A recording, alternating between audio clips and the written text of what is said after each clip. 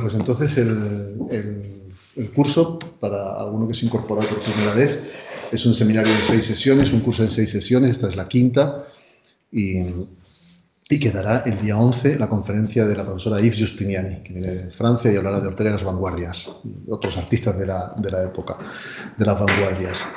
Y bueno, y realmente hemos tenido ya bastantes especialistas que han pasado por aquí, sobre todo de filosofía estética, de estética, pero también de literatura. La última conferencia que dio, la antepenúltima que dio Azucena López Cobo, que centró el ensayo, ¿no? La conferencia en la segunda parte del ensayo de Ortega, Ideas sobre la novela, que sabéis que forma parte también de este ensayo, y el tema del que ella es especialista, que es Nova Novorum y las ideas estéticas de Ortega aplicadas en particular a la literatura. Bueno, pues hoy vamos a hablar en esta sesión de Ortega y el arte, y la crítica de arte, perdón. El plan de la conferencia que yo he previsto, dado que en esta mesa hay algunas personas muy orteguianas y muy conocedoras de la obra de Ortega, es su especialidad, y que han trabajado y han hecho sus investigaciones, incluso sus tesis sobre este tema, y otras personas que proceden del mundo del arte o de la historia del arte, no necesariamente con, vamos a decir, formación orteguiana específica o profunda sobre la obra de Ortega, pero que sí conocen la obra, pero probablemente no con el grado de profundidad de otras personas que están en la sala. Quiero decir con esto que no es un seminario de especialistas, es un seminario dirigido, digamos, a los orteguianos, ¿no? Sino al gran público. El otro día estuve el jueves pasado en Barcelona dando esta misma conferencia, y era mucho más patente todavía ese público, porque el Instituto de Humanidades de Barcelona es que bastante heterogéneo, con públicos de procedencias muy distintas, y justificaba todavía más lo que yo había previsto para esta conferencia, que responde realmente al título de la misma, que es Ortega y la crítica de arte. Querría en primer lugar hablar de Ortega y ubicar al personaje con algunas notas de su biografía que creo que nos van a ayudar a entender la segunda parte de la ponencia, que es la crítica de arte, y la idea que Ortega tenía de este peculiar género, podríamos decir literario, que es la crítica, pero desde luego también periodístico, y más en el contexto en el que Ortega se desenvuelve, que es el siglo XX, la primera mitad del siglo XX, cuando el periodismo se transforma, el periodismo anterior a la Segunda Revolución Industrial se transforma en un producto bastante cultural, bastante parecido al nuestro hoy día. Es decir, el periódico moderno, el periódico que nosotros conocemos o que entendemos por un periódico, eso se transforma realmente con el cambio de siglo, cuando nace la prensa de masas. Bueno, pues, entonces, dentro de esa transformación del periodismo, se consolidan lo que hoy ya se estudia de un modo sistemático como los géneros periodísticos. Y dentro de los géneros periodísticos, la crítica es uno de ellos, ¿no? Y Ortega ya habla y reflexiona sobre la crítica de arte. Intentaré poner un poco de luz a partir de sus textos sobre cómo Ortega concebía la crítica de arte, que realmente me parece muy iluminadora en el contexto de la deshumanización del arte, porque para Ortega la crítica de arte es una meditación. En un lugar dirá que la crítica de arte es una salvación, e intentaré explicar por qué. Así que, si os parece bien, el plan de la charla, el plan del encuentro, es centrar al autor algunas ideas biográficas que intentaré ir machimbrando con la crítica de arte y algunas ideas que Ortega vierte aquí en este ensayo.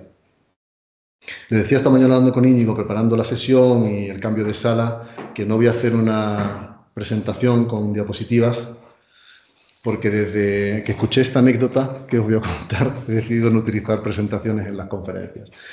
Me contaba una vez un profesor que fue a dar una conferencia a la Universidad de Zaragoza, y un ujier de la Universidad de Zaragoza, de estos ujieres que han visto pasar a todos los rectores de la Universidad de Zaragoza, un ujier de los que pensaría Monterroso, un ujier de toda la vida, le dijo: ¿usted va a utilizar presentación o tiene algo que decir?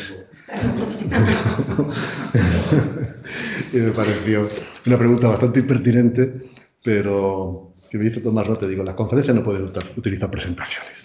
En las clases sí, sobre todo porque en las clases pues, hay nombres que anotar, fechas, caras de autores o portadas de libros que mostrar para que los alumnos retengan más, pero no es el caso. Todo esto no es una clase como tal, ¿no? Bueno, centremos un poco a Ortega, o por lo menos centremos, tampoco vamos a hacer una biografía, pero sí algunos rasgos de su biografía que a mí me parece que algunos no son muy conocidos y creo que son bastante elocuentes del autor al que nos vamos a acercar o nos estamos acercando por medio de este curso. Todos sabéis que Ortega nace en 1883 y señalo la fecha de nacimiento porque no fue una generación que lo tuvo fácil, la suya, porque fue una generación que tuvo que sobrevivir a 2 guerras mundiales, en el caso español a 2 dictaduras, a una guerra civil. Luego, cuando todas las generaciones se lamentan de que su época es la más difícil, todas tuvieron una determinada circunstancia que superar, ¿no? Y la de la generación de Ortega realmente, que podríamos centrar básicamente en lo que es la primera mitad del siglo XX, pues no lo fue. Procedía de una familia burguesa, ilustrada, no rica, pero sí acomodada en el Madrid de la época, tanto por los Ortega como por los Gasset. Por los Gasset, precisamente, Ortega era heredero de sus hermanos, de un paquete de acciones del periódico El Imparcial, que era el periódico más importante decimonónico, periódico conservador, liberal, monárquico. Y por la parte de los Ortega era hijo de José Ortega Munilla, escritor, naturalista, académico de la lengua, director del periódico El Imparcial. Y él dirá, de hecho, soy periodista por uno y otro lado familiar, ¿no? Tanto por los Gasset como por la parte de los Ortega. Dice, aunque soy muy poco periodista, nací sobre una rotativa, decía Ortega, ¿no? Hablando de este modo de natividad tan vinculada a las industrias culturales como fue el caso de su familia. Él era el segundo de 4 hijos y todos conocéis la obra de José Carlos Mayner, La Edad de Plata, y en el capítulo en el que habla de Ortega dice que, aunque él se lamentara evocando a Larra de lo difícil que era publicar en España, dice en realidad él no tenía que esforzarse por escalar a la cumbre, en ella habitaba, dice Maynard, ¿no? Y en sentido biográfico así es, porque realmente él ya estaba situado en esa cumbre cultural que representaba, pues, el periódico más importante de la época, y en particular La Hoja de los Lunes, que era el suplemento literario por excelencia de principio del siglo XX, donde todos anhelaban publicar, ¿no? Es muy interesante el libro Madrid de Ortega, de Azorín, cómo Azorín cuenta los escritores que venían de las provincias a Madrid con la intención de publicar en El Imparcial, ¿no? Y de hecho dice Azorín en ese libro, El Imparcial era la cumbre para nosotros, conseguir publicar en El Imparcial era lo que todos aspiraban, ¿no? Si señalo o me detengo en este aspecto es porque en ese ambiente crece el niño Ortega, en un ambiente en el que a la casa paternal, que era una casa bastante abierta, esto lo describe de un modo muy bonito su hija Soledad, en una biografía de su padre, y cuenta que era una casa muy abierta, donde entraba y salía mucha gente, y a la mesa de la cocina te podías imaginar a Ortega Munilla despachando con Machado, o con Valle Inclán, o con Azorín, o con Baroja, los asuntos políticos del día, pero también la negociación de los artículos que querían publicar.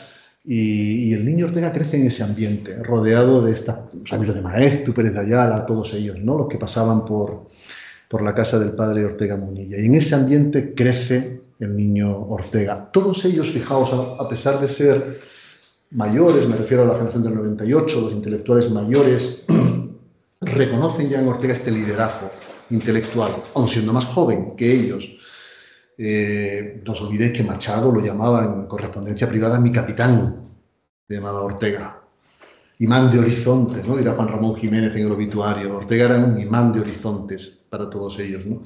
Y realmente se convierte en epítome de toda una generación, que es la generación del 14, como bien sabéis, y todos, incluso los mayores del 98, le reconocían esas dotes intelectuales y de liderazgo que sin duda tenía de un modo absolutamente natural. Hay una anécdota de este niño Ortega que a mí me impactó la primera vez que la leí y creo que nos da una idea de la personalidad que se está forjando en quien acabaría finalmente siendo José Ortega y Gasset.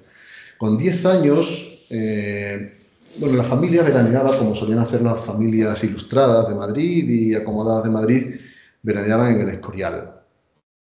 Y allí, un verano, cuando Ortega tenía 10 años, por lo tanto en 1893, Ortega debió tener unas fiebres extrañas, pasó el verano en la habitación recuperándose de unas fiebres que tuvo. Y su hermano Eduardo rememora, cuando muere Ortega, rememora una anécdota de aquel año. Aquel verano, dice Eduardo que entró en la habitación, Pepín, le llamaban Pepín, a ver a su hermano. Dice, y me encontré a mi hermano sentado en el borde de la cama, con la mirada como perdida en la nada de la habitación. Y le dijo, Manolo, acabo de terminar de leer todo Balzac y ha despertado tantas ideas en mí que temo que se me escapen si no las pongo por escrito. Tráeme papel y lápiz, le pidió al hermano. Un niño de 10 años. Y es una anécdota que dice mucho de la personalidad de quien finalmente sería José Ortega y Gasset. El maestro que iba a darles clase, porque también este tipo de familias tenían instructores particulares, que iba a darles clase, le decía a su padre, a José Ortega Munilla, este niño es un niño especial. Dice, tengo la sensación de que presiente lo que le voy a explicar. Decía el maestro, que cuando le voy a explicar algo creo que ya lo presiente, ¿no? Y bueno, pues de este personaje, ¿no? Estamos hablando y de ese talento natural que desde muy pronto despuntó, diríamos, en la biografía orteguiana. Estudió en los jesuitas, en San Estanislao de Miraflores, en El Palo, en Málaga, el Imperio de la Luz, dirá Ortega cuando recuerda esa época.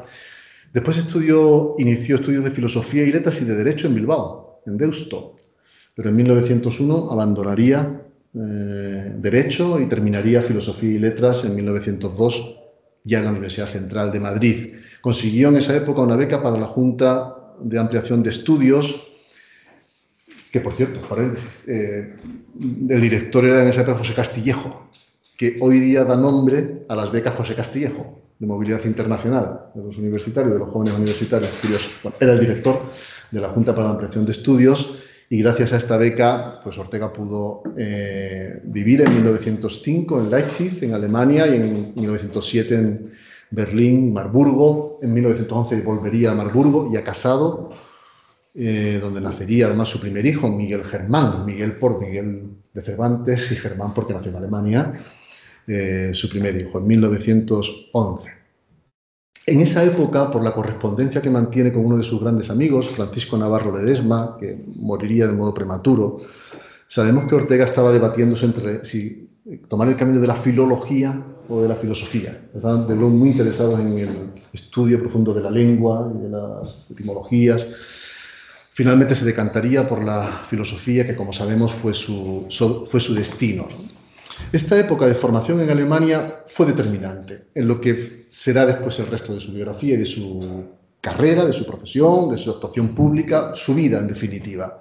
Fue fundamental porque desde el punto de vista filosófico entra en contacto con los neokantianos, con Simmel, con Nator, con Hartmann, con Cohen. También conoce a Edmund Husserl, el padre de la fenomenología, con el que llegó a trabar buena amistad. Su hijo Miguel Germán, de hecho, años más tarde, cuando fue a Alemania, se quedó en casa de Husserl. Y eso también será importante porque la fenomenología es una corriente filosófica que está, como intentaré después decir, en los primeros trabajos de Ortega, con una presencia muy intensa, y es interesante saberlo, ¿no? En esos años de formación en Alemania se sumerge en Kant. He vivido 5 años en la prisión de Kant, dirá Ortega, al que leerá en alemán, también a Nietzsche, lo leerá en alemán.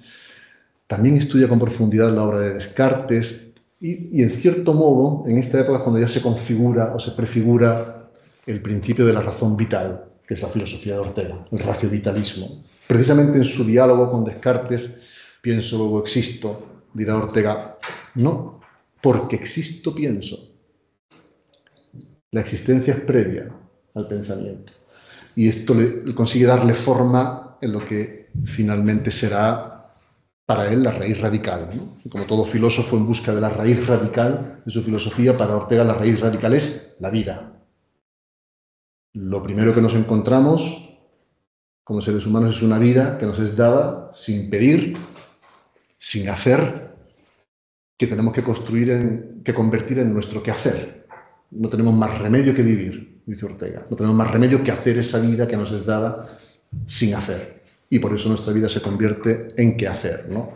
Estas ideas ya están larvándose en esta época e, insisto, son los cimientos de lo que va a ser toda la filosofía de Ortega ya a raíz de estos postulados. La razón vital, que finalmente es razón biográfica, como él explica, y en definitiva razón histórica, ¿no? Bueno, no es el tema de esta sesión, pero sí quería subrayarlo por un asunto al que me voy a referir después. En un texto autobiográfico, de los muy pocos textos autobiográficos que Ortega nos dejó, en 1934, el prólogo para alemanes, Ortega recuerda precisamente esta circunstancia, recuerda estos años de estudio y de formación intelectual en Alemania. Y podríamos decir, lo dice él, que aquí es donde Ortega concibe su proyecto o su concepto, diríamos, de la pedagogía social como programa político. Es decir, lo que Ortega aprende en Alemania, desde el punto de vista vivencial, es que España vive un retraso secular e histórico, cultural, científico, en comparación con el nivel de las potencias centroeuropeas. Y que eso hay que resolverlo.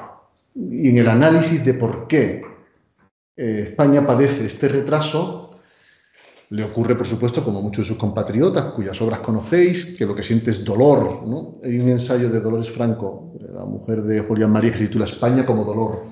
Es muy interesante porque ahí reúne ensayos de muchos ilustrados y 98istas, etcétera, donde hablan del dolor de España. Y ese dolor tiene que ver con las carencias de una nación que no está a la altura del tiempo de otras naciones europeas o de su contexto, ¿no? Y por eso Ortega, esta toma de conciencia de lo que le ocurre a España, le lleva a desarrollar su programa social, su programa de pedagogía social, ¿no? Todo esto, ¿cuándo cristaliza? En 1914. 1914 es un año fundamental en la biografía de Ortega. Habrá otro también muy importante, es 1930 y 32, pero 1914 es un año muy importante.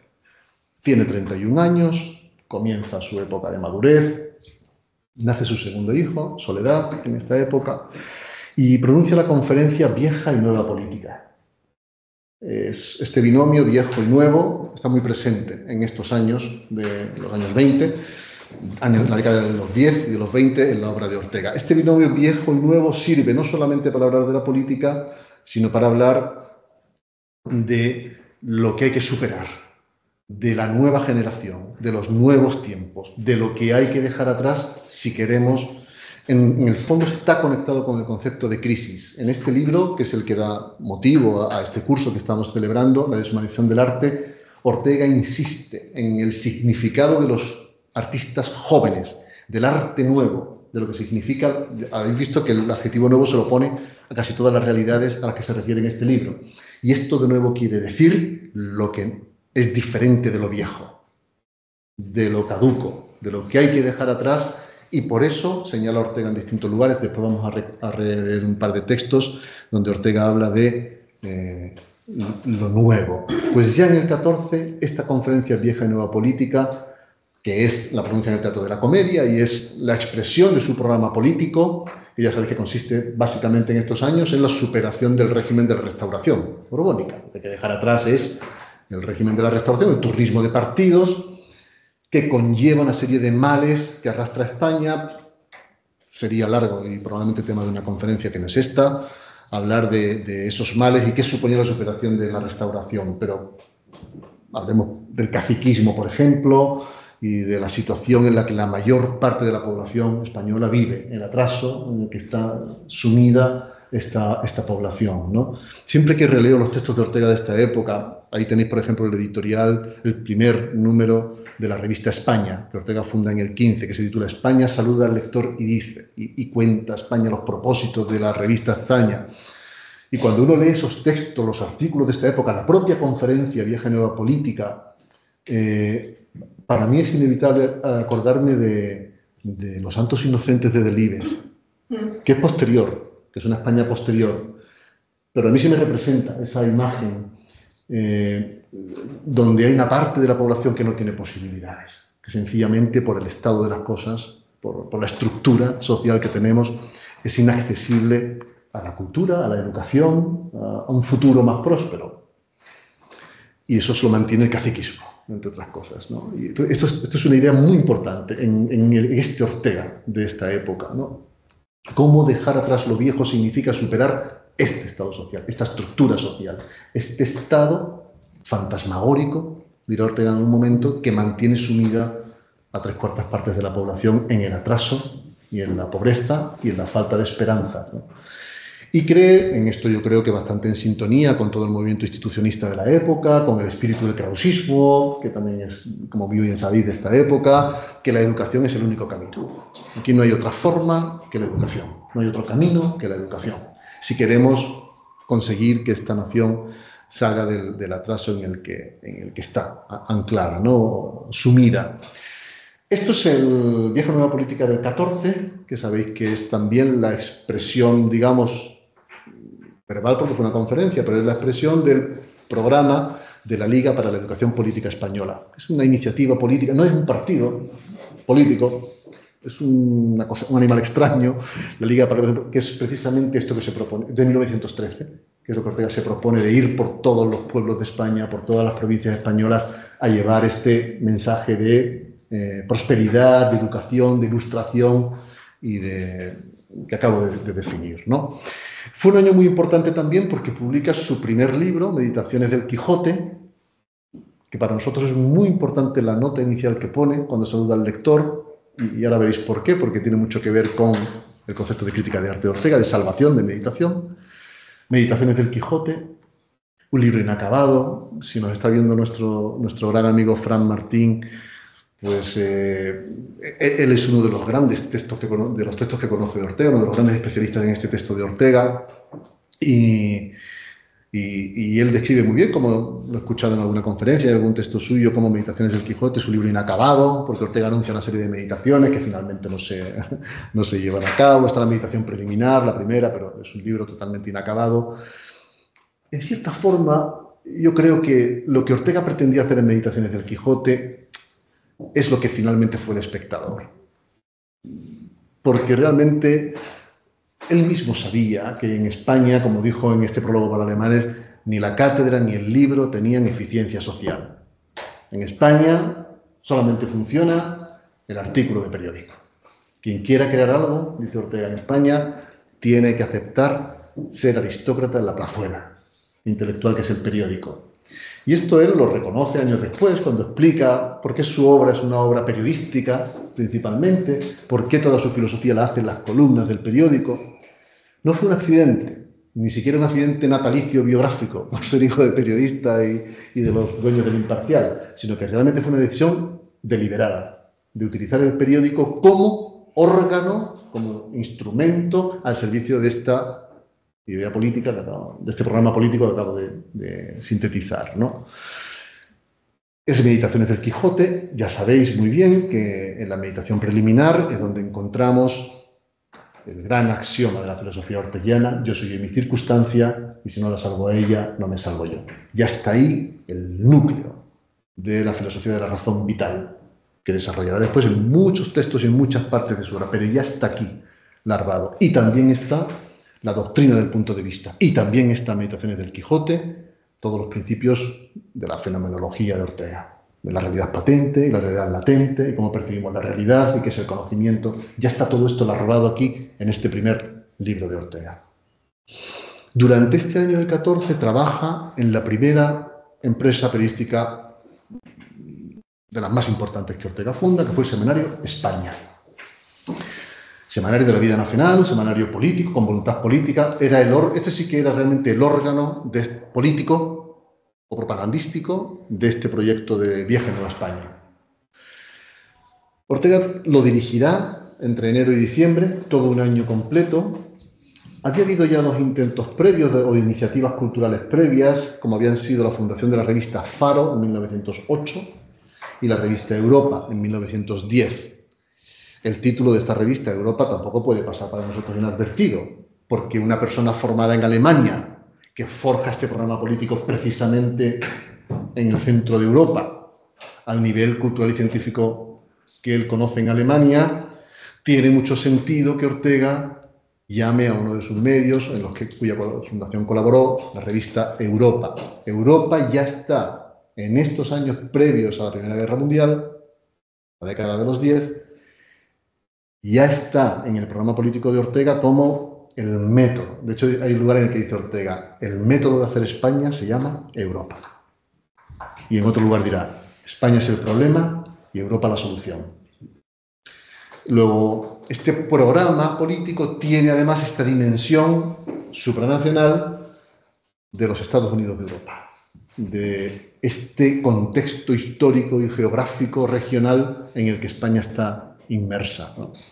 Sin embargo, decía antes que el año 14 es muy importante para Ortega porque en el 14 estalla la Primera Guerra Mundial. Y esto realmente fue un mazazo para todas estas ideas regeneracionistas encauzadas por el modelo proyecto europeo o el método europeo, ¿no? En cierto modo se derrumba el ideal europeo cuando comienza la Gran Guerra. Esto tiene algo que ver con el desaliento que Ortega va a ir experimentando a lo largo del año 15. Al final del 15, dicho, deja la dirección de la revista España. Vende las acciones que tenía, de la sociedad que se había constituido para esta revista, para este semanario. La dirigirá Manuel Azaña y Araque Stein, serán sus sucesivos directores de esta revista hasta que cierra. Y Ortega se aparta de ese proyecto. Es una época, el año 15, compleja. Es un año difícil, complejo en la biografía orteguiana. Beatriz Funk lo explica muy bien en un artículo en Revista Occidente sobre la importancia de este año en la biografía orteguiana. En un lugar, en un momento dirá, citando al poeta Heine, que Europa olía a violetas viejas. Dice Ortega. La vida europea, lee un texto suyo precisamente sobre este asunto, sobre este fracaso, ¿no?, del proyecto europeo. La vida europea en los últimos tiempos, aun antes de la guerra, carecía de atractivo sobre temperamentos que, como el mío, exigen al contorno emociones nuevas de vida ascendente. Comenzaba todo en Europa a tomar una cansada actitud de pretérito, un color desteñido y palúdico. Donde quiera aparecían síntomas de vitalidad menguante. Heine hubiera dicho que el mundo europeo olía a violetas viejas. Escribe en las palabras dedicadas al Espectador, a los suscriptores de la revista El Espectador en mayo del 17, recordando este año, recordando el 15, el 16, los años iniciales de la Primera Guerra Mundial, ¿no? Por lo tanto, termina este Ortega con 31 años, que desarrolla estos proyectos, que tiene este programa político de regeneración, con la decepción de, digamos, el derrumbamiento del proyecto europeo. Y el año 16 ocurre algo interesante, porque su padre es invitado a Argentina a dar unas conferencias y Ortega se embarca con él hacia Argentina. Sin muchas ganas, él lo dirá, en realidad acepta de mala gana ese viaje, pero la situación anímica en la que se encuentra, en la que estamos describiendo, y decide embarcar con su padre en Alemania. Si señalo este viaje es porque el Ortega que vuelve de Alemania es un Ortega totalmente distinto al que parte de España. 6 meses antes, estuvo 6 meses en Argentina en ese primer viaje. Si el que se va es un Ortega, digamos, no abúlico, pero sí decepcionado, sí, en cierta forma también escarmentado de que el proyecto de la revista España y las ideas que él está poniendo en marcha y lanzando a la sociedad española a través de él siente como que esas ideas no cristalizan, esas ideas no tienen efectividad, siente un poco la esterilidad del discurso público. Todo este esfuerzo que estoy haciendo en realidad no sirve para nada.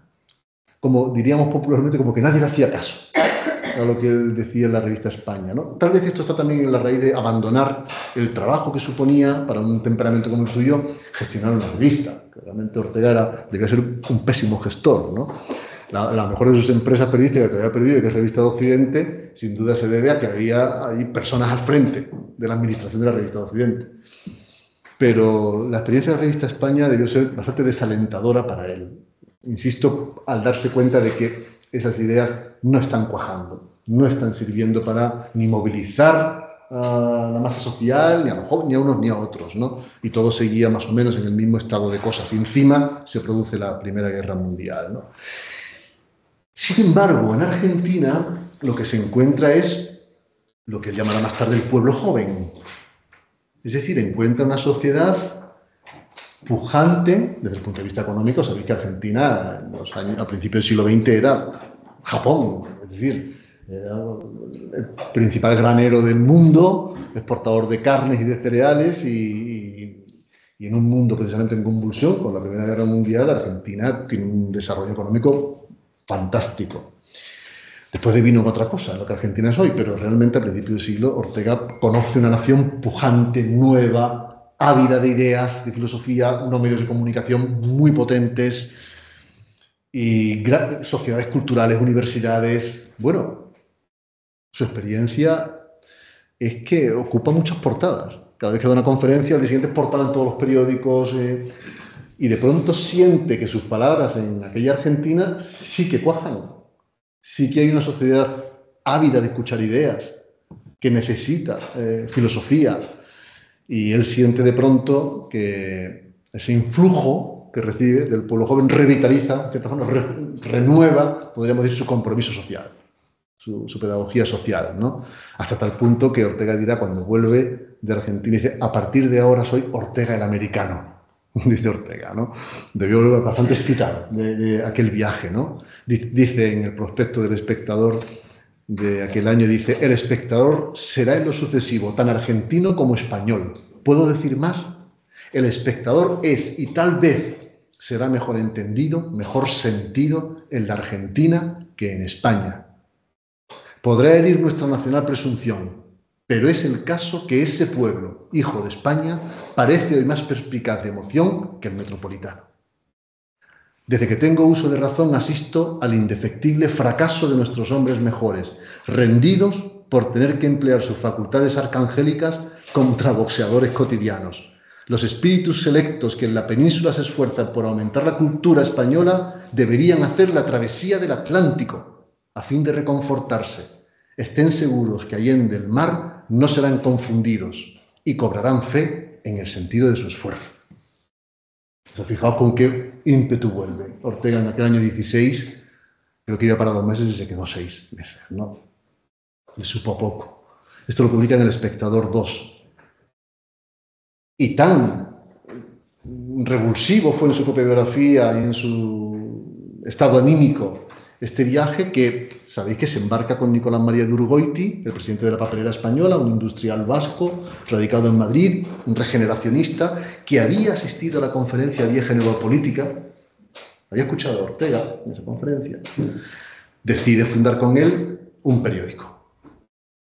Un periódico, yo he leído la magnífica biografía de Mercedes Cabrera sobre Urgoiti, sobre la fundación de este periódico.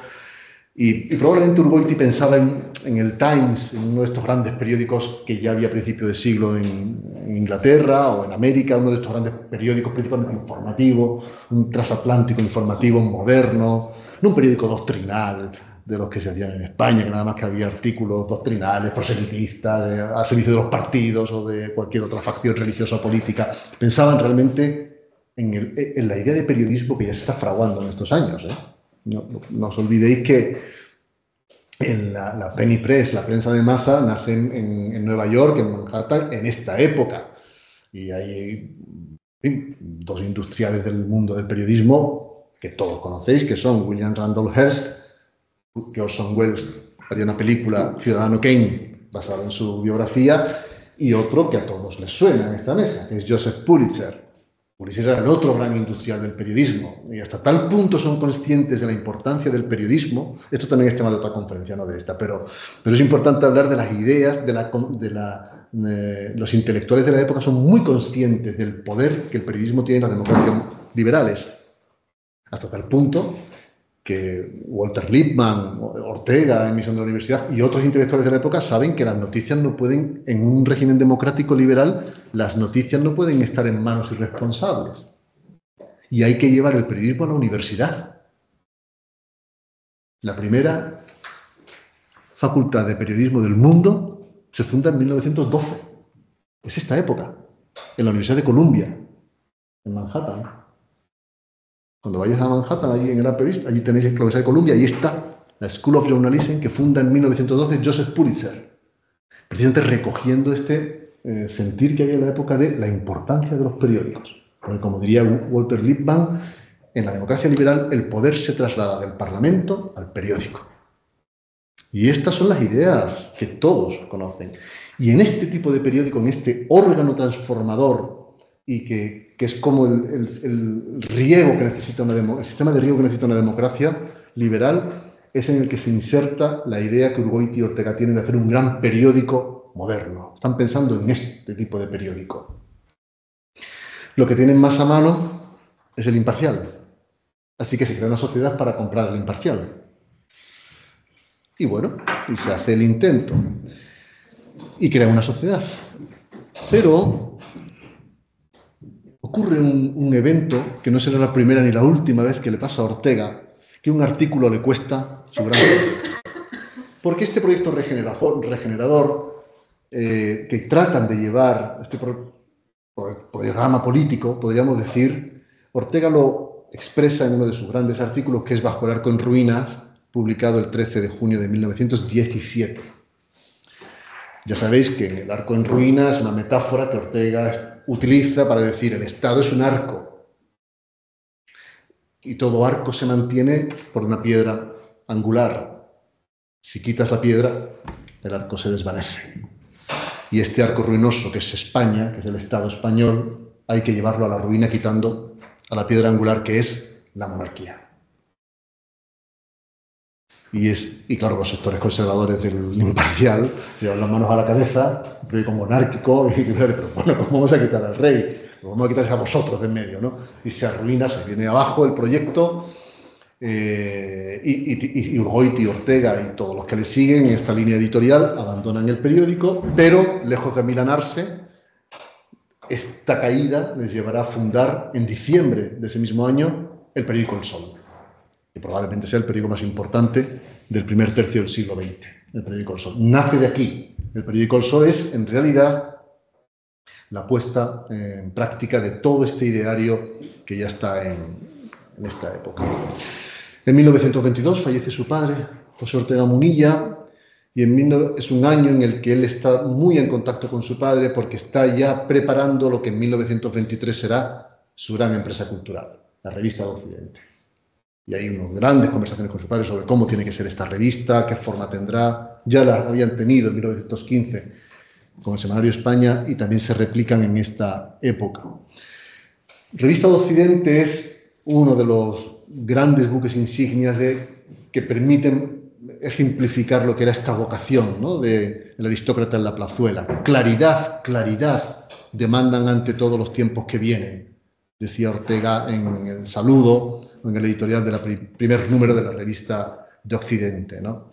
Y fijaos, ¿no?, dice, el viejo cariz de la existencia va siendo arrumbado vertiginosamente y adopta el presente nueva faz y entrañas nuevas. Hay en el aire occidental disueltas emociones de viaje, la alegría de partir, el temblor de la peripecia, la ilusión de llegar, el miedo a perderse. Es un Ortega, está excitado de pronto con la expectativa de Revista de Occidente, ¿no?, que pervive, como bien sabéis, hasta hoy, ¿no? El año 1930, bueno, no os olvidéis de una cosa, la Revista de Occidente, tened en cuenta, se funda en el 23. Ya en esta época está Ortega escribiendo textos que están aquí, en este ensayo. Es de 1925, pero musical ya es del 21, o sea, son los años 20 en los que Ortega ya está asentando, configurando, definiendo esta filosofía estética que preside todo este ensayo que estamos conmemorando. El año 30, digo, antes de meterme ya en el libro, fue también un año importante de la biografía orteguiana. Sabéis que dimite Miguel Primo de Rivera y Alfonso XIII nombra a Dámaso Berenguer como el militar al frente de la dictadura. Y Ortega publica El error Berenguer, el 15 de noviembre de 1930. Claro, El error Berenguer es un artículo como el arco en ruina, Bajo el arco en ruina de 1917, porque ya sabéis que Ortega, en fin, viera decirnos españoles, vuestro Estado no existe, reconstruidlo, Belenda es monarquía. Entonces, claro, eso vuelve a provocar, a tensionar las fuerzas vivas que controlan el Consejo de Administración del periódico y les cuesta el sol. De hecho, salen del sol, Goiti pierde la propiedad del periódico, Ortega sale también por la puerta y se marchan del periódico El Sol. Esto ya lo que viene después ya es otra actividad periodística y otra aventura que no viene al caso. Pero esto ocurre en 1930, que es un año crucial, digo, de la biografía de Ortega, porque publica Misión de la Universidad, un libro muy importante en la bibliografía de Ortega, y sobre todo La rebelión de las masas. Es el mejor tratado del siglo XX, que describe el siglo XX, ¿no? Y que es la sociedad de masas. Yo creo que nadie como Ortega consiguió definir o radiografiar la sociedad de masas. Sabéis que funda un partido político con Gregorio Marañón y Pérez de Ayala, la agrupación al servicio de la República. En 1931 concurren a las elecciones municipales que el 14 de abril se despachan y amanecen con la llegada pacífica de la República, y Ortega resultó elegido diputado a Cortes por la circunscripción de León y participa en las Cortes Constituyentes. Los textos de esa época son muy interesantes, también para formarnos una idea del nivel del Parlamento, de las Cortes que había en España en la Segunda República, ¿no? Y los debates que tenían aquellas personas allí. No sé si es bueno verlo o no para nosotros hoy día, ¿no? Con el nivel que tenemos, pero bueno, lo cierto es que eran estos hombres los que estaban en aquellas Cortes Constituyentes, y es una delicia escuchar y releer los... Sin embargo, por hacerlo breve, porque se hablará mucho en el 31 de todo esto, Ortega siente una enorme decepción con lo que fue la República, finalmente, con el rumbo que la República tomó, muy distinto a este carácter pacífico con el que la República llegó, y se aparta por completo, disuelve la agrupación al servicio de la República, él se aparta de la política y comienza en el 32 lo que llamará la segunda navegación, la segunda época de Ortega, que le lleva hasta el 55 y donde no volveremos a ver a Ortega hablar públicamente de política. Esto es importante porque la política había sido un pilar fundamental de su actuación pública hasta el momento, como he tratado de sintetizar, ¿no? Si quieren saber el resumen que el propio Ortega hace de su experiencia política, solo tienen que leer el artículo Sensaciones parlamentarias, que publica en el año 32, el 7 de julio del 32, en La Nación en Buenos Aires, y dice Ortega, ¿no?, esa famosa frase de: yo he hablado ante los públicos más diversos, pero puedo decir que jamás he hablado ante un auditorio de comportamiento más granítico que un parlamento. Jamás he tenido tan clara impresión de la inutilidad de las palabras. Dice Ortega, recordando la época en la que... Y todo lo que viene ya después, son los años del exilio. Creo que no hace falta que nos detengamos en ello. Ya está construido básicamente el pilar biográfico sobre el que quería ir a la segunda parte de la ponencia. Pero es una época muy interesante la de la segunda navegación, todo lo que supuso el exilio. Hay especialistas en esa época. La propia Eve Justiniani, que vendría el día 11, su tesis doctoral fue sobre esta época de Ortega, conocida, lo digo por si alguna vez os suena, el silencio de Ortega. Es todo esto que tiene que ver pues con el silencio de Ortega en cuestiones políticas, como no quiso tomar partido públicamente sobre lo que estaba ocurriendo en nuestra nación, ¿no? Y a pesar de que el régimen franquista intentó atraerlo, en el archivo hay muchas cartas de invitaciones, de propuestas para intentar atraerlo a lo que se llamó la cadena de medios del movimiento, él se mantuvo siempre al margen de tomar ninguna posición o postura política respecto a la dictadura española, la dictadura franquista, ¿no? Y murió en 1955, como sabéis, también en un episodio que merece ser contado, pero no lo vamos a contar hoy, lo que rodeó a la muerte. En España es difícil hasta morirse, dijo Ortega, decía Ortega, y es interesante recordarlo ahora, pero bueno, insisto, no es el momento. ¿Cómo encaja toda esta biografía que he sintetizado en 20 minutos, 15 minutos? ¿Cómo conecta con la crítica de arte y el ensayo que estamos conmemorando, este centenario? Pues mira, es importante tener en cuenta que Ortega no entiende la crítica de arte como la emisión de un juicio sobre si una obra es buena o mala. Criticar una obra, hacer crítica, no es juzgar, dirá Ortega, sino potenciar la obra. Potenciar la obra. La misión del crítico es potenciar la obra para obtener de ella, él dirá, un máximo de reverberaciones culturales.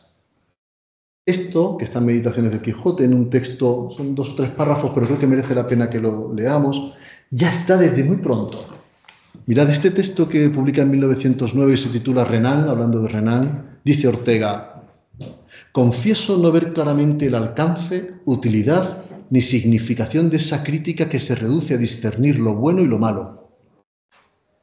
La verdadera crítica consiste en potenciar la obra o el autor estudiados, convirtiéndolos en tipo de una forma especial de humanidad y obtener de ellos por este procedimiento un máximo de reverberaciones culturales. Esto lo dice ya en 1909. Por lo tanto, no son ideas que estén mucho más tarde, aquí, que también están, en 1925 y los años en los que Ortega habla sobre el arte nuevo, sino que ya está desde el principio esta concepción de la crítica como un género, hoy decimos periodístico, pero sobre todo literario, porque Ortega hace sobre todo crítica literaria y crítica de arte en El Espectador, que es otro tipo, no es exactamente un producto periodístico, diríamos, es otro tipo de formas de ensayo diferentes, ¿no? Pues bien, para alcanzar este fin, para obtener de la obra de arte el máximo de reverberaciones culturales, es necesaria la contemplación activa de la obra de arte. Esto es un concepto importante. La contemplación activa, no pasiva. Y digo que es importante porque esto nos va a conectar con toda la estética de la recepción, con el espectador co-creador de la obra. No somos espectadores pasivos de una obra. Sabéis que lo que viene a decirnos básicamente la estética de la recepción es que en realidad nosotros lo que hacemos es una apropiación hermenéutica de la realidad. Nos apropiamos de una obra de arte y nos apropiamos de un modo hermenéutico en el sentido de que estamos convirtiendo un artefacto en un objeto lingüístico, en un objeto estético, con un determinado significado. Y esto ya está en Ortega. Ortega básicamente dice que si la contemplación no es activa, por nuestra parte, si no somos contempladores activos, que realmente nos apropiamos hermenéuticamente de la obra, no podremos conquistar su secreto.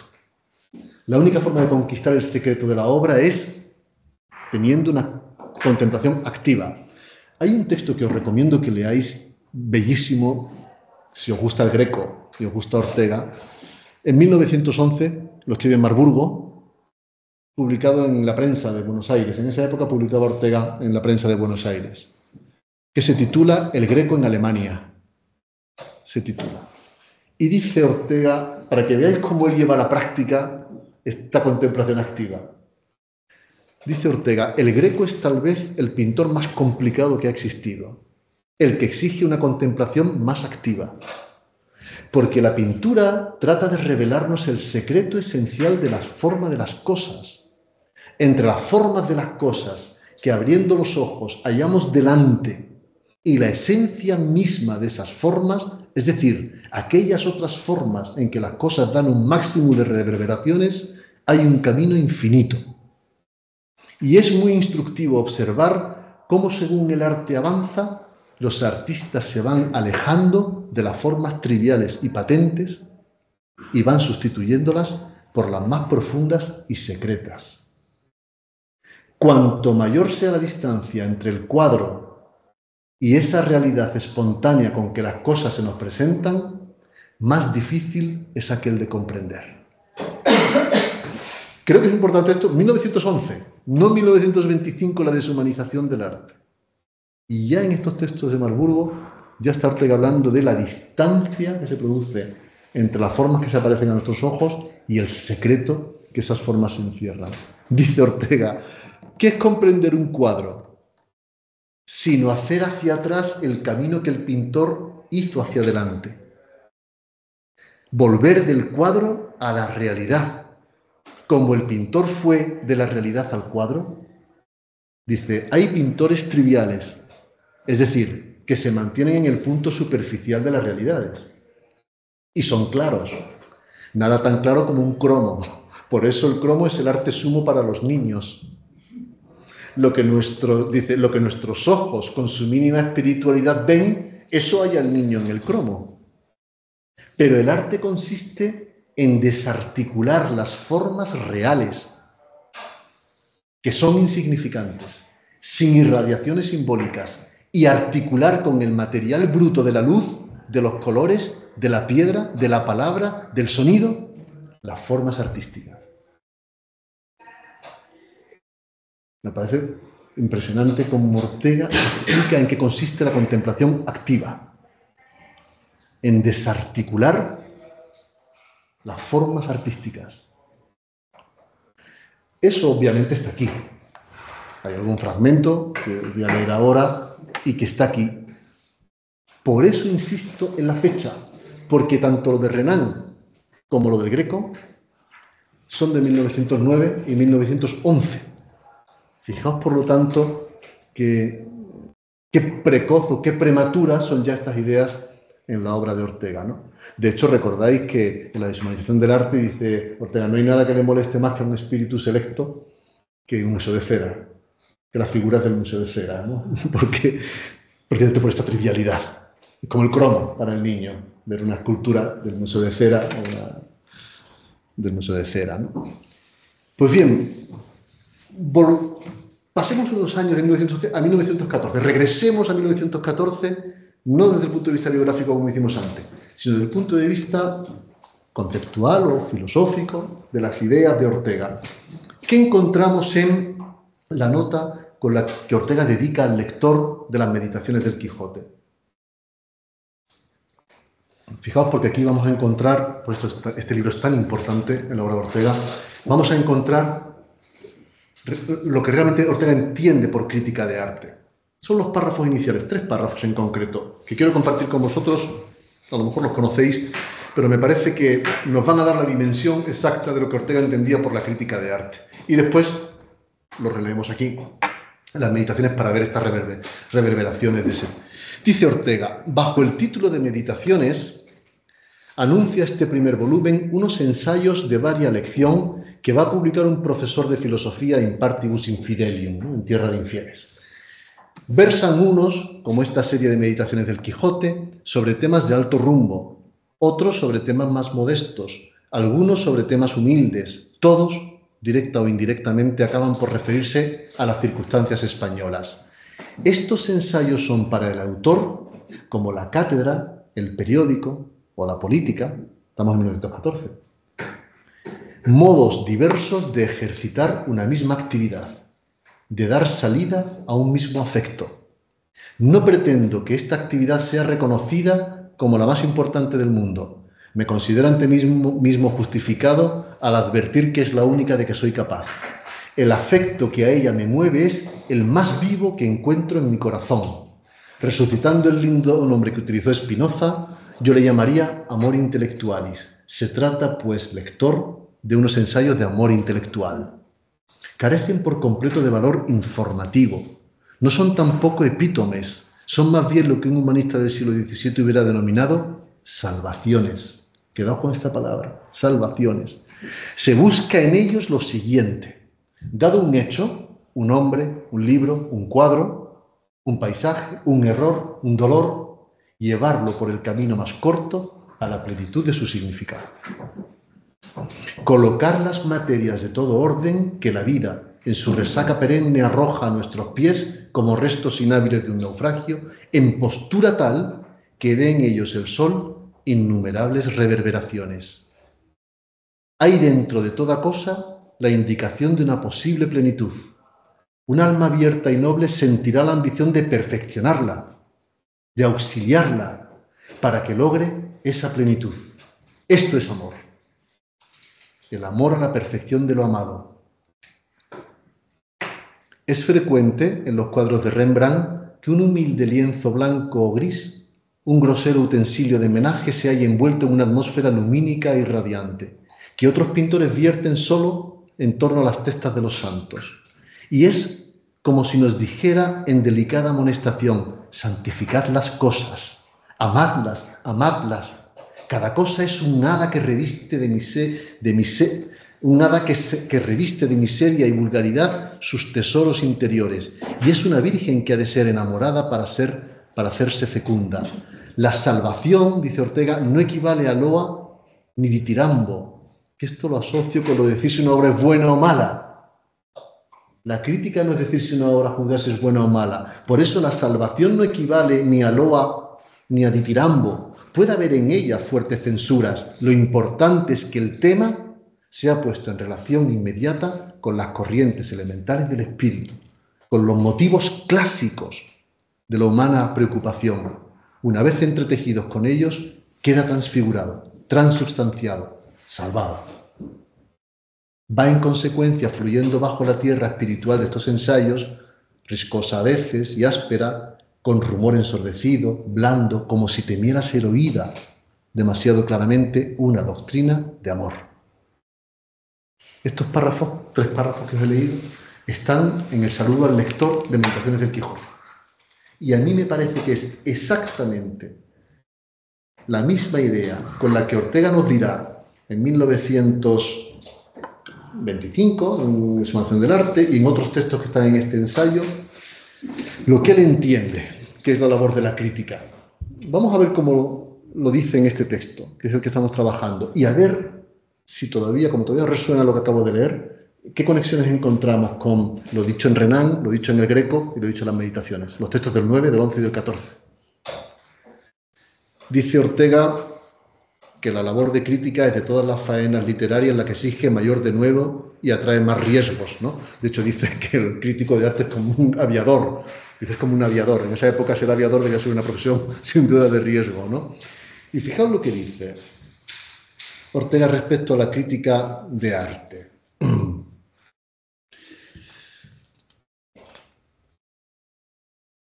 El paisaje artístico de ahora, estamos ya en los años 20, el arte nuevo, las vanguardias, todo el contexto que de un modo impecable han explicado mis antecesores en el uso de la palabra. Dice Ortega que el paisaje artístico de ahora se compone casi íntegramente de precipicios. En otro tiempo podía el crítico comportarse simplemente como un juez. En otro tiempo, partiendo de un código preestablecido, sentenciar sobre el hecho correcto. Digamos, si cumple los cánones clásicos, ¿no? Ya estaba el canon preestablecido. Ese código preexistente amparaba sus resoluciones y cobijaba su criterio. Pero el arte de nuestro tiempo, desde el fin del impresionismo en pintura y del simbolismo en poesía, carece de códigos sancionados. El crítico tiene que operar a la intemperie y campo a traviesa. Al mismo tiempo que juzga una obra, tiene que conquistar autoridad para la ley general que aplica.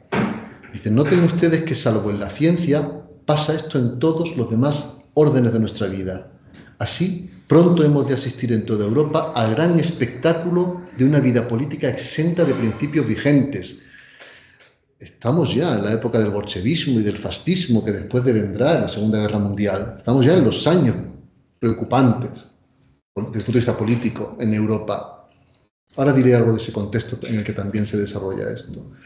Hasta ahora existieron siempre por lo menos dos, el que consagraba a los poderes establecidos y el que inspiraba a las potencias revolucionarias. Pero ahora yo sospecho que aquellos van a tener que vivir sin consagración y estos sin inspiración. Van a tener, por tanto, que ganarse la vida. El espectáculo va a ser formidable y solo me extraña que tan poca gente se dé ya una cuenta clara de la profundidad, del radicalismo, de la crisis vital que fermenta en nuestro viejo continente. Ya está Ortega alertando de cómo se están removiendo los cimientos bajo sus pies. Estamos en los años 20, ya hemos pasado la Primera Guerra Mundial, nos encaminamos hacia la Segunda. El fracaso del Tratado de Versalles es patente, los 14 puntos del Tratado de Versalles, que sabéis que redacta Walter Lippmann precisamente, con Woodrow Wilson, el presidente de Estados Unidos en esa época, ya está anunciando, anticipando lo que finalmente será la Segunda Guerra Mundial.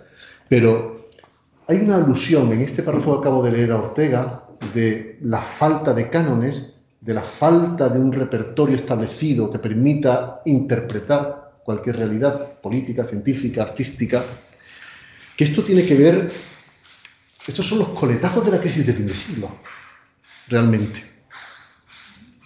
O sea, todos habéis estudiado la crisis de fin de siglo, que la hemos estudiado ya sea en arte, en literatura, en política, en historia, hemos estudiado la crisis de fin de siglo como una crisis de la razón.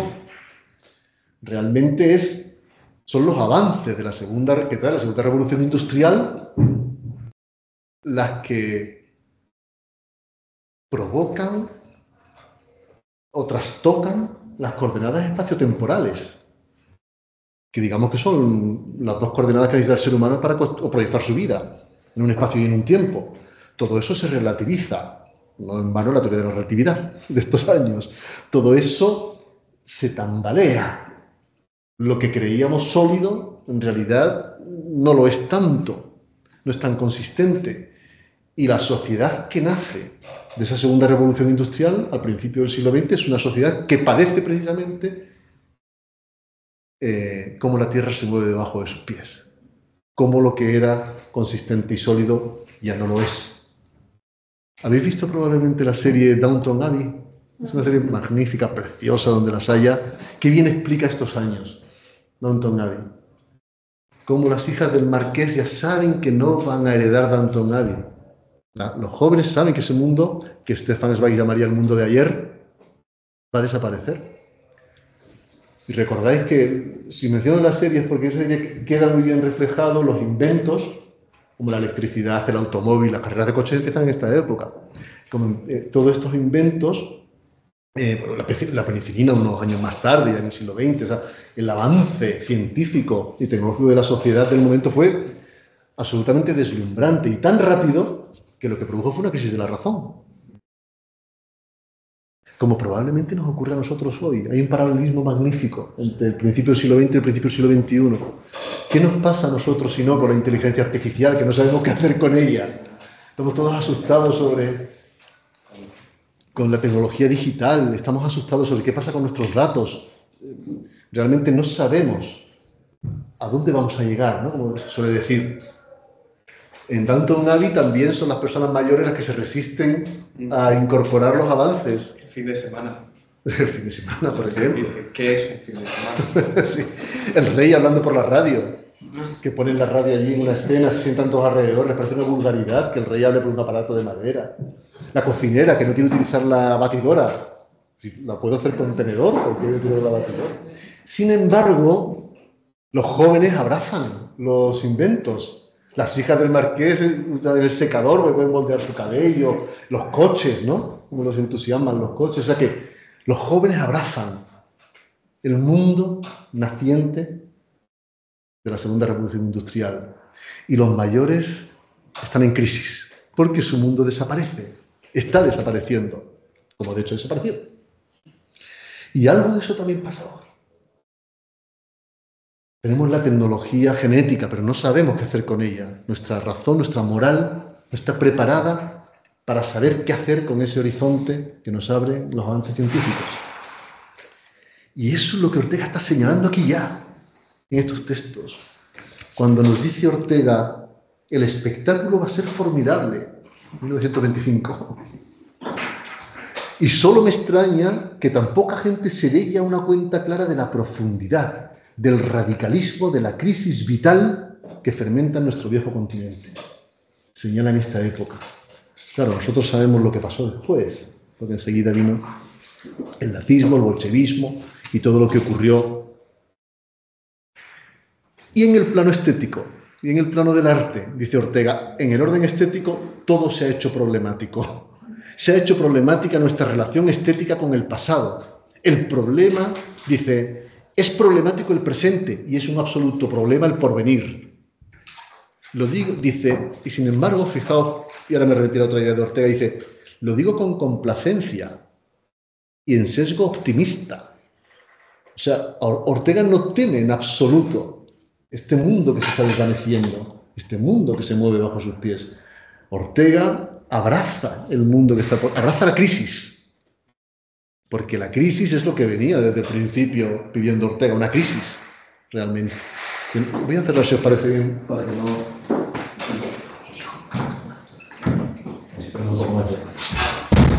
Empieza el cóctel. Ortega abraza, por lo tanto, esa crisis, ¿no? Dice en este mismo texto que estoy leyendo: y he aquí que en este lugar más hondo se presenta inseparable de los problemas del presente, porque todas las nuevas direcciones de la inspiración, no obstante sus discrepancias superlativas, coinciden en un punto: la ruptura con todo el pasado del arte. Así es como Ortega entiende el arte de su tiempo, el arte nuevo del que está hablando. ¿Acaso es esta la única nota clara del arte actual? La voluntad de no ser pasado. O sea, el arte nuevo, este arte deshumanizado, del que ya hemos hablado tanto en las lecciones anteriores, Ortega no lo ve en absoluto como algo de lo que haya que lamentarse, sino todo lo contrario, como un signo del cambio de los tiempos, que es imparable. De hecho, hay un lugar en el que dice: solo el pequeño burgués de la cultura teme al problema. Dice Ortega. Él no teme en absoluto al problema, ¿no? Y de hecho dice: la secesión de los clásicos, de la tradición artística y afanarse con ser originales, esto es el arte nuevo. Al intentarlo no hacen sino aceptar el imperativo de nuestro tiempo, que obliga a separar con toda pureza el ayer del hoy. Esto conecta, os decía, con una de las ideas más interesantes de la filosofía de Ortega, que es su teoría de las generaciones. No se ha hablado todavía, hasta ahora, en este curso por lo menos, de este asunto. Y me parecía interesante traerlo también a estas clases de este curso. Sabéis que Ortega, en muchos lugares, el tema de nuestro tiempo, sobre todo en Entorno a Galileo, es un libro maravilloso que os recomiendo que leáis. Ortega desarrolla en varios lugares de su obra, pero principalmente en Entorno a Galileo, su teoría de las generaciones. En cada tiempo, dice Ortega, conviven 3 generaciones: los jóvenes, los hombres adultos y los ancianos. Dice, esta convivencia, dice Ortega, es muy interesante para interpretar la historia, para interpretar nuestro tiempo y los tiempos y las crisis históricas. ¿Por qué? Dice, porque si bien todos son contemporáneos, comparten el mismo tiempo, no todos son coetáneos, no tienen la misma edad. Dice, hoy es hoy para uno de 20, para uno de 50 y para uno de 80. Es el mismo hoy. Pero no todos viven igual hoy. Cada uno lo vive con una sensibilidad vital particular. Y este concepto de la sensibilidad vital es muy importante en la obra de Ortega. ¿Por qué? Porque cada uno siente su tiempo de un modo diferente. Un adolescente lo siente diferente como lo sentimos nosotros. Igual que un anciano siente el tiempo distinto como lo sentimos nosotros. ¿Y qué dice Ortega? ¿Para qué le sirve? Pues esta teoría de las generaciones le sirve a Ortega para explicar las crisis históricas. Y este tiempo es un tiempo de crisis histórica en el que estamos. ¿Por qué es un tiempo de crisis? Básicamente porque la generación que accede al mando, la generación de mando, que es la que va de los 30 a los 60, las 2 generaciones de 15 en 15 años, esa generación de mando se encuentra con un mundo configurado al llegar al mando, el mundo que hereda de sus mayores. Cuando Ortega llega a la época de mando, 1914, 31 años, se encuentran con un mundo configurado, el mundo de la Restauración, en el plano político. Un mundo preconfigurado, dice Ortega. Y ese mundo que llega a los jóvenes, puede ocurrir 2 cosas: que los usos y costumbres les sirvan y los jóvenes la abracen y las hagan suyas. Dices, eso es una época de filosofía pacífica, dirá Ortega. O puede ocurrir todo lo contrario, que el mundo heredado no le sirva en absoluto a la nueva generación y quiere hacer tabula rasa y quiere eliminar por completo las leyes, normas, usos y costumbres heredadas de sus padres, de sus mayores, y crear un mundo nuevo. Estas son épocas, dice Ortega, de filosofía beligerante, de oposición al mundo heredado de los mayores. Pues este es el mundo que Ortega describe en los años 20. El mundo de la deshumanización del arte nuevo, es un mundo que no le sirve a los artistas jóvenes.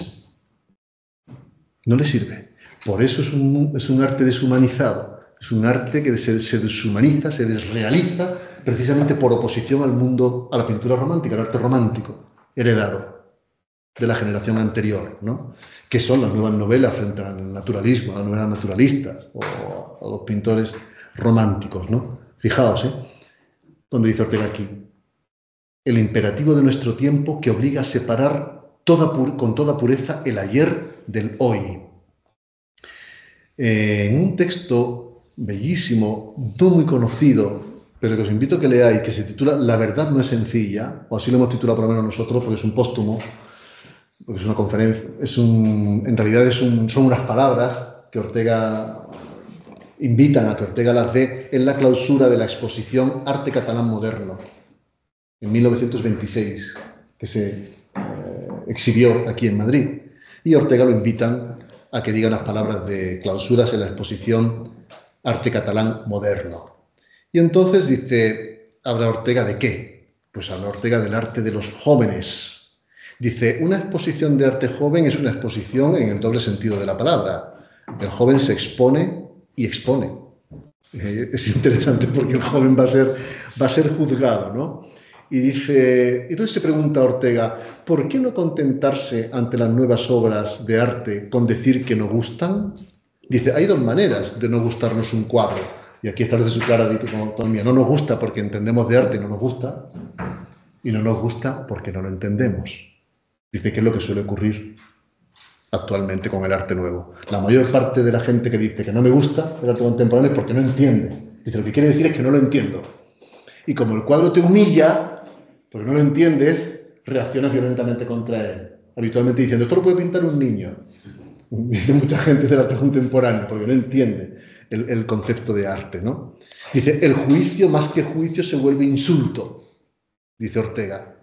Y el vacío que en él deja la razón se llena de pasión, puesto que no es capaz de entender o de conceptualizar el arte, ¿no?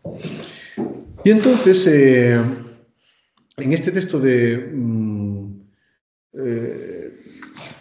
La verdad no es sencilla, que es una frase que Ortega utiliza aquí, por eso nosotros lo titulamos de esta forma, dice Ortega, o define Ortega, la misión del arte. Y la misión del arte, dice, ¿puede tener el arte más alta misión en la vida que esta de permitirnos una evasión virtual de lo cotidiano, de lo que ya somos y ya sabemos? Ya está atribuyendo al arte esta misión. El arte no puede ser pura mímesis de la naturaleza, no puede ser repetición de lo que ya nuestros ojos ven y perciben en el mundo real. El arte tiene que llevarnos a otra dimensión, a una experiencia sensorial e intelectual, a una experiencia estética, ¿no? Pues bien, aquí entra de nuevo un concepto, la crítica de arte. Esta crítica como meditación, como salvación del objeto artístico. Dice Ortega, a mi juicio, el papel de la crítica debía ser este: revelar el sistema de preferencias que actúa en el subsuelo de todo nuevo estilo. Ortega viene a decir que todos los artistas se basan en un sistema de referencias estéticas de su tiempo y que las utilizan en función de la obra que estén creando. Pues bien, al crítico le corresponde, dice Ortega, revelar el sistema de las preferencias que actúan en el subsuelo de todo arte. Lo otro, a ver si os suena esta idea, lo otro, juzgar si es mejor o peor una obra, podía excusarse. Dice Ortega, el crítico no es un juez, sino un intermediario. El crítico debe preparar la mirada del espectador para la obra del autor. Preparar la mirada del espectador para la obra del autor, excavando bajo las obras jóvenes para hallar su latente sistema de preferencias. Ya está atribuyendo al crítico esta misión. Tienes que ponerte delante de la obra de arte, descifrar su sistema de preferencias estéticas para abrir los ojos al espectador, para que el espectador pueda realmente aprender esa obra de arte y lo que ella contiene. Dice, si el espectador y el crítico no entienden a veces la obra del artista, ocurre otras que el artista no entiende la definición que de él da el crítico. Y aquí establece una dicotomía que a mí me parece muy simpática, dice Ortega. El artista cree que entiende su obra mejor que nadie, y esto no es verdad. Dice, un poco más abajo, dice, el manzano no entiende de botánica. Dice Ortega, como diciendo, un crítico de arte bueno entiende más que el artista, la obra que el artista ha creado. Dice, el trabajo de un artista es crear cuadros, producir cuadros. Dice, y sabe mucho de su técnica. Dice, bueno, más que, dice, entender de pintura no es saber pintar, es saber otra porción de cosas. El manzano no entiende la botánica, ¿no? Dice, y el pintor lo que hace es producir arte, conoce la técnica, dice, mejor que la entiende fuera de decir que la sabe. El pintor sabe la técnica para pintar cuadros. Pero quien tiene que descifrar el valor de una obra, en un contexto, digamos, relativo y absoluto de la propia obra, es el artista, con esta función que estamos diciendo de la reverberación, ¿no? Bueno, y uniendo esto, y estamos ya acercándonos al final con el concepto de la idea de las generaciones, dice aquí Ortega, es indudable que a un nuevo estilo artístico corresponde un distinto resorte vital. Está hablando de los jóvenes. Si acertamos a ver con claridad en aquel, podremos verosímilmente descubrir la nueva manera de sentir la vida que traen las generaciones recién llegadas. Y bien merece la pena que lo hagamos, porque llega en Europa una terrible sazón, un tiempo de crisis profunda, en la cual toda perspicacia será poca. Y si el arte de estos jóvenes es problemático, bien se puede apostar que la vida de toda Europa va a anegarse de problematismo. Aquí ve Ortega el arte como la vanguardia de lo que está por venir. Cómo tantas veces los artistas se han anticipado a lo que después fueron realidades políticas, ¿no? O sociales de otra índole, pero ya estaban larvadas de algún modo en la vanguardia de la humanidad que representan los artistas, que están anticipando el tiempo en sus obras, ¿no? Es menester que todo el mundo esté alerta, porque todo va a ser puesto en cuestión, dice en 1926, en arte como en ciencia como en política. Pero esto, en lugar de entristecernos, debe incitarnos, pues indica que hoy la vida revienta las viejas estructuras anquilosadas, se rezuma y derrama libre hacia nuevas organizaciones, sobre todo en España, dice Ortega. Esto recuerda mucho a los años 14, a toda esa idea regeneracionista, aquel programa social, es aquel arco en ruina que anuncia un nuevo arco, una nueva forma, aquello de viejo y nuevo. Y aquí está Ortega ensalzando de nuevo las cualidades de lo nuevo. Y lo abraza con este entusiasmo, ¿no?, que se percibe en sus propias palabras, ¿no? Dice, mas para ello es preciso que la península entera esté dispuesta a rendir su máxima energía, que logre estar en forma, como dicen los deportistas, en el sentido deportivo, de nuevo en Ortega. Conviene que todas las variedades peninsulares entren en actividad y en erupción.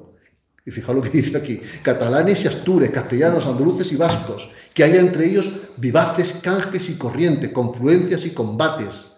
De todos necesitamos en la gran obra que es preciso hacer ante el mundo. Dicho sea con fervor y sin vano patriotismo, dice Ortega. Fijaos cómo, por lo tanto, lo que percibe en el arte nuevo, lejos de ser el problema que el arte representa, que este arte que él vive representa, lejos de ser un problema, es una oportunidad. La crisis vista como oportunidad, la crisis como salida de una situación que se quiere abandonar y hacia un mundo nuevo. Y esto lo abraza pues con el entusiasmo que caracterizaba a Ortega, ¿no? Y termino con una breve alusión en los 5 minutos que me quedan. Bueno, hemos empezado a la... Sí, quedan 5 minutos. Lo digo porque no hemos empezado a las 7, hemos empezado a las 6. O 6 y cuarto, ¿no? Sí. No, 6 y media, perdón. Me he pasado 20 minutos ya. 6 y media. Correcto. Estaba pensando por algún motivo que había empezado a las 7 y estaba viendo mi reloj aquí. Y digo, me quedan 5 minutos hasta las 8. Pero a las 8 serán 1 hora y media de charla. Yo creo que ya está bien. Pues no os voy a marear mucho más. Pero sí quería conectar, por último, estas ideas que hemos leído en Imitaciones del Quijote, el asunto de la salvación, de poner la realidad de forma tal que la luz dé en ella múltiples reverberaciones, esta salvación de la obra, esto está muy conectado con la fenomenología de Ortega. que está en Meditaciones del Quijote también. Porque ahí es donde Ortega viene a explicarnos que la realidad tiene dos aspectos. Uno que percibimos sensorialmente y de modo involuntario, es la realidad que llama patente, y otro oculto a los sentidos, que no percibo sensorialmente, sino que percibo de un modo intelectual porque lo pienso. Estábamos oyendo hace poco los carros pasar con los platos y las cosas del cóctel porque estamos dotados del sentido del oído, pero no escuchamos esos objetos. Espero que no estuvierais escuchando los objetos, sino que estuvierais escuchando a mí. Es decir, pero lo oímos, es una realidad patente, es un modo involuntario que la realidad viene a mí. Dice Ortega, yo no me esfuerzo en conocerla, es ella la que viene a mí. Dice, sin embargo, hay otra forma de percibir la realidad que no llega a mí involuntariamente, sino que voy yo hacia ella, la doto de significado. Él pone el ejemplo del canto del pájaro, dice, oigo el canto del pájaro, porque esto de la oropéndola, dice en concreto, está en el bosque de la Herrería, en el Escorial. Oigo el canto de la oropéndola, dice Ortega, lo oigo porque estoy dotado, es una realidad patente del sentido del oído. Dice, pero si digo, oigo el canto lejano de la oropéndola, la cualidad de lejano no pertenece al canto. La cualidad de lejano se la atribuyo yo, es lejano respecto a mí. Le atribuyo una cualidad a ese canto. Y así ocurre con todas las realidades, ¿no? Él dirá en algún lugar, por eso un cristiano cree ver a Dios en la naturaleza, porque le atribuye esa realidad a una obra de la naturaleza. Por ejemplo, un campo de amapolas, dice Ortega. Es decir, el objeto real es realidad patente, que se transforma en objeto estético, en fenómeno puro, diría la fenomenología, en objeto lingüístico. Y esto siempre pasa con la obra de arte, como decía Murakowski, ¿no? Que separa el artefacto del objeto estético. Una cosa es el artefacto, que es el mismo para todos, y otra cosa es el objeto estético, el significado que ese artefacto tiene para cada uno de nosotros, y que se transforma y renueva en cada contexto y circunstancia. Y por eso hay una renovación permanente del conocimiento, porque cada uno de nosotros percibe desde una posición única e insustituible la realidad, ¿no? Y eso está también en esta función del crítico. Y nada más, esto es lo que os quería contar. Muchas gracias.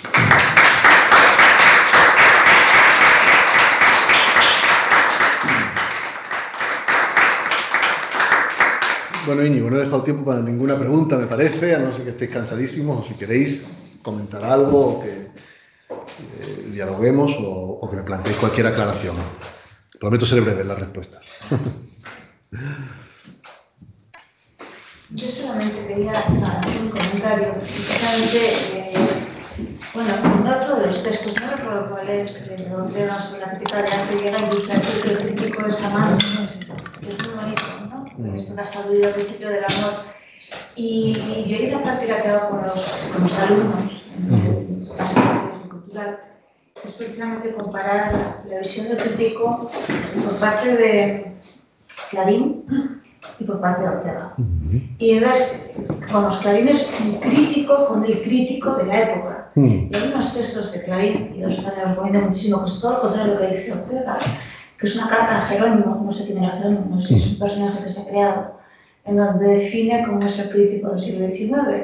Y viene a decir, el crítico del siglo XIX, cualquiera puede ser crítico, bueno, no sabe nada, no sabe ni siquiera gramática, o de retórica no tiene ni idea, dirá que sepan lenguas clásicas para que lo único que hacen es juzgar. Y juzgar igual a juzgar mal. Es decir, el crítico del XIX era el que era fuerte, y cuanto más fuerte mejor. Y además está rodeado de una serie de palmeros que le animan esos juicios negativos, ¿no? Entonces, y es muy crítico con esa crítica. Clarín.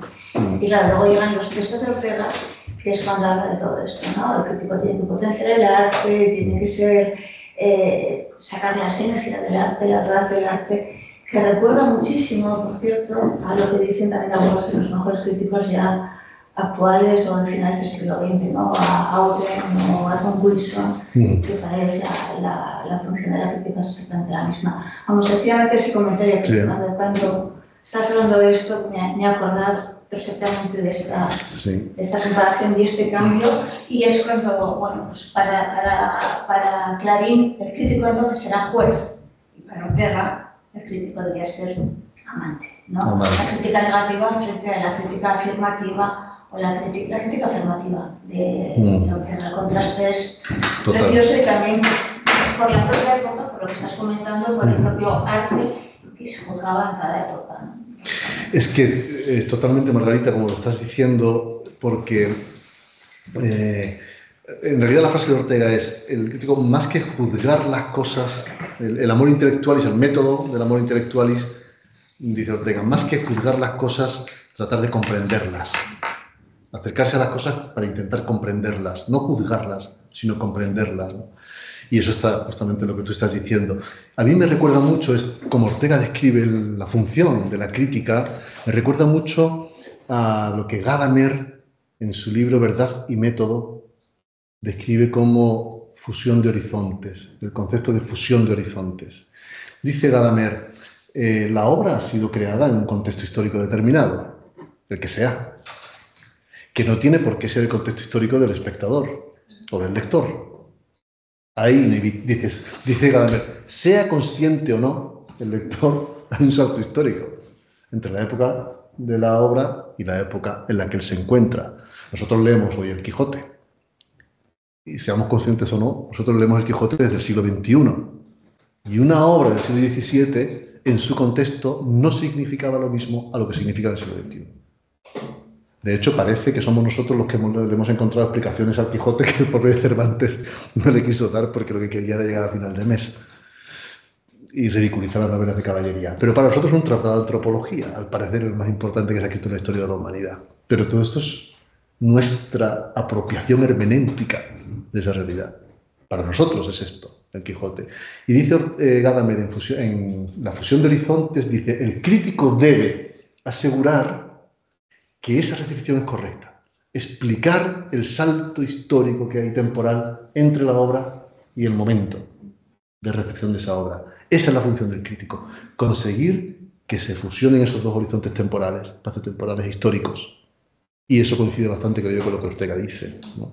Que también tiene que ver con la razón histórica. En algún lugar dice Ortega que es muy importante situar al autor, al artista, al creador, en su contexto, en su razón biográfica y en su razón histórica, para entender la obra de arte adecuadamente. Esa parte es muy interesante de la obra.